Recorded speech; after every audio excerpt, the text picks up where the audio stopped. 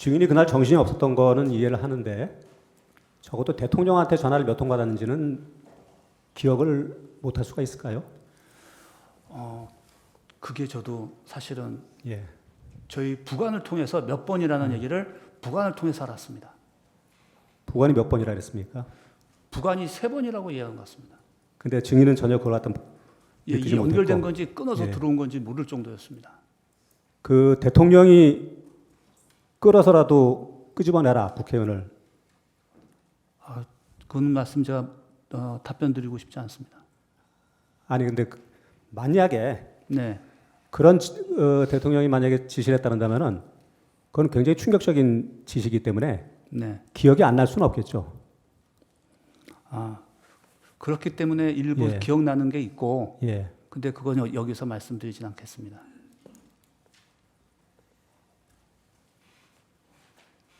그 가정적으로 한마디만 더 물어보겠습니다. 만약에 그런 진짜 지시가 있었다는다면은 네, 증인이 그 상황에서 예 시키는 대로 하겠습니다. 계엄 중이니까 그렇게 답을 했을 것 같습니까? 아니면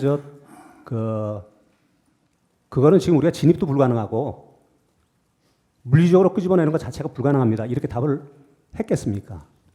아니면 아무 답도 안 하고 그냥 끊어버렸겠습니까? 무시할 것 같고 무시한다고요? 대통령이 말하는 건들. 대답을 안 하는 거죠. 예를 들어서. 예. 그 다음에 대통령님께서 아마 인지하고 계신 건 저희가 총을 안 들고 들어갔다는 것까지 다 말씀을 드렸거든요. 예. 그 다음에 병력이 지금 들어가기 어렵다. 그러니까는 아마 대통령께서 어디까지 정확하게 인지하시는지 모르지만 제가 드렸던 기억에는 계속 똑같은 얘기를 드렸어요. 전화 오시면. 근데 그 전화 아마 와서 제가 오는 전화 모든 뭐 계엄사령관 또 뭐 장관 계속 전화가 엄청 옵니다. 그러면 똑같은 얘기를 계속 했기 때문에 아마 총이 없이 병력이 맨몸으로 들어갔고 그것도 지금 진입이 안 되고 있다라는 것은 아마 저랑 통화한 사람은 다 알고 있을 겁니다. 뭐 그러면 대통령께도 그렇게 말을 했겠네요. 그렇게 최초복을 그렇게 드렸습니다. 그러니까 아니 나중에 뭐 끌어내라 그런 얘기가 있었다면.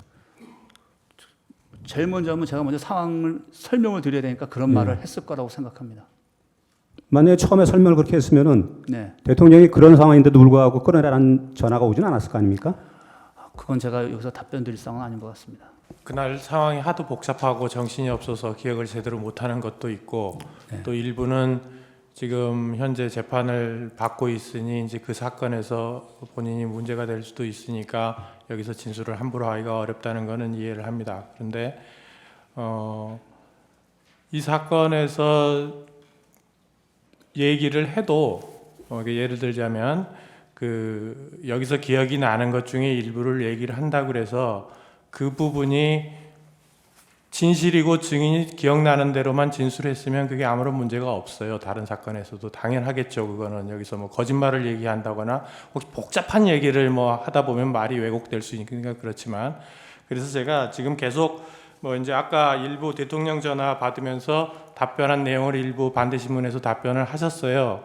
그런데 이제 나머지 부분에 대해서는 답변을 하지 않겠다고 하셨는데 이제 진술 상황이 굉장히 복잡하니까 그럴 수는 있습니다. 그래서 제가 묻는 거는 대통령하고 통화한 건 분명히 맞지 않습니까? 그죠? 그렇습니다. 예. 그러면 대통령하고 통화할 때 지금 상황에서 그때가 아니고요. 뭐 옛날에 어떻게 얘기했던 걸 다 떠나서 지금 상황에서 머릿속에 기억이 나는 단어들이 있습니까?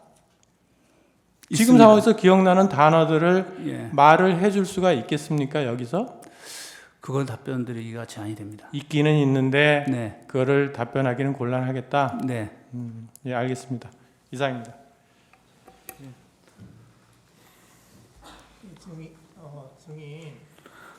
증인은 지금 삼성 장군이잖아요, 그렇죠? 네, 근데 이제 국방부 장관인 김용현 장관한테서 지시를 받았잖아요.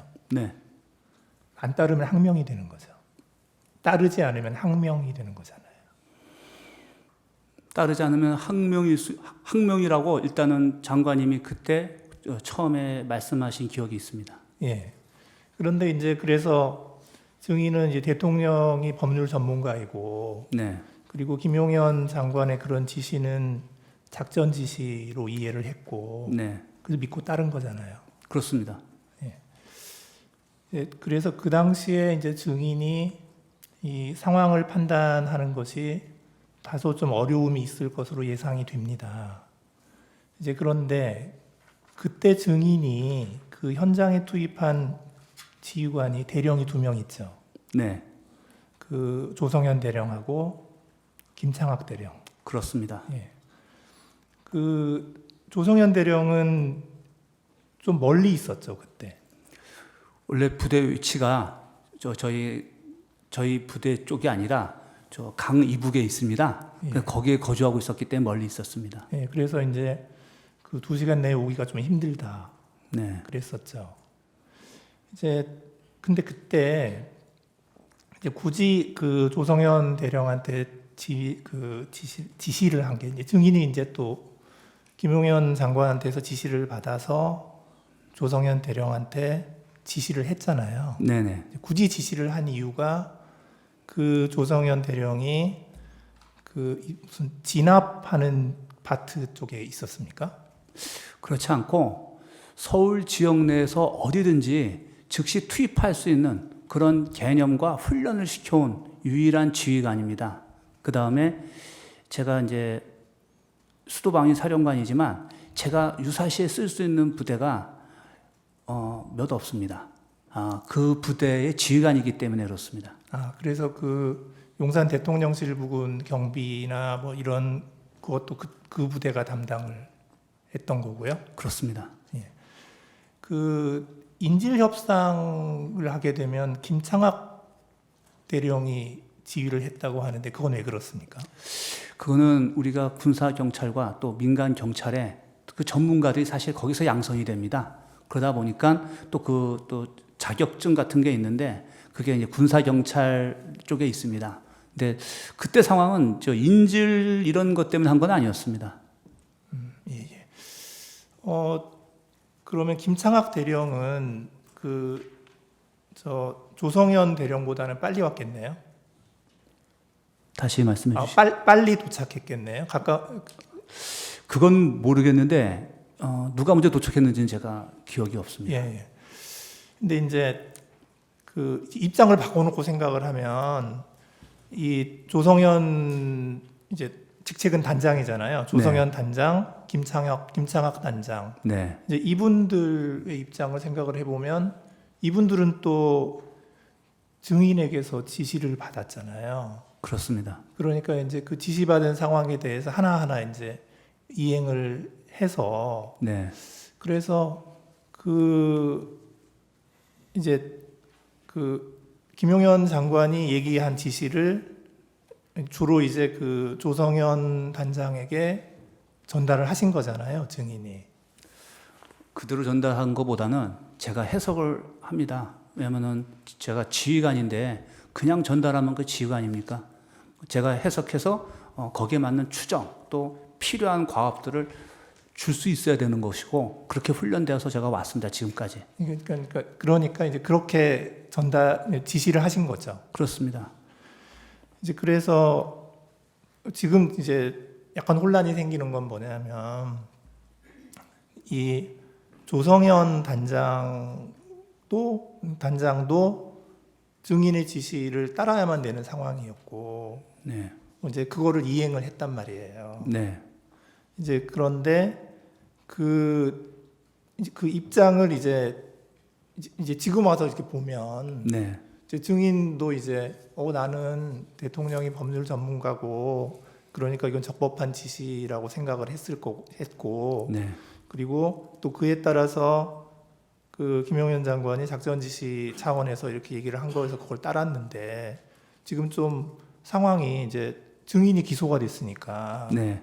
굉장히 좀 증인으로서는 억울한 상황이잖아요. 저 말씀입니까? 네, 증인으로서는. 저는 책임져야 될 상황이고 우리 단장 2명은 제가 당시에 그래도 빨리 그 사람들을 생각한 거는 신뢰하고 있고 어떤 임무가 구체화되면 할 수 있는 사람이라 생각해서 판단해서 정한 건데 제 입장에서는 되게 미안하죠. 그렇죠. 네. 그러니까 그 두 단장들도 사실 지금 입장이 굉장히 곤란할 것 같고 네. 그분들도 지금 조사를 뭐 받은 것 같아요. 예, 그래서 이제 결국 그 이제 증인의 재판에 같은 데에서 이제 그 단장 두 명의 그 진술도 증거로 사용될 것 같고, 예, 그 입장은 똑같거든요. 지금은 대통령에 대한 탄핵 재판이지만 네. 여기에서는 증인의 진술을 지금 증거로 쓰기 위해서 네. 지금 오늘 증인으로 나오신 거거든요. 네. 그래서 그러니까 이런 이제 군인으로서 이런 상황에서 이제 그 증인이 이제 이거를 뭘 많이 잘못했다, 지금 이거를 따지는 것이 아니고 지금 여기는 지금 탄핵 재판이니까, 예. 그래서 저는 이제 일단 대통령, 그 다음에 국방부 장관 김용현, 그 다음에 이제 수방사령관인 증인, 그리고 증인의 지휘를 받는 그 단장 두 사람, 이런 것들이 쭉 이렇게 내려오면서 서로 좀 곤란한 입장이 지금 된 것 같거든요. 그래서 뭐 지금 이 자리에서 뭐 증인이 좀 증언하기 어렵다고 하는 거를 굳이 이야기를 하라고 말씀은 드리기가 어려울 것 같고, 이제 다만 증인의 그 지시를 받은 그런 단장들도 똑같은 상황이 되어서 좀 그 입장도 좀 생각을 하셔야 될 것 같거든요. 네, 그거만 좀 말씀을 드립니다. 알겠습니다.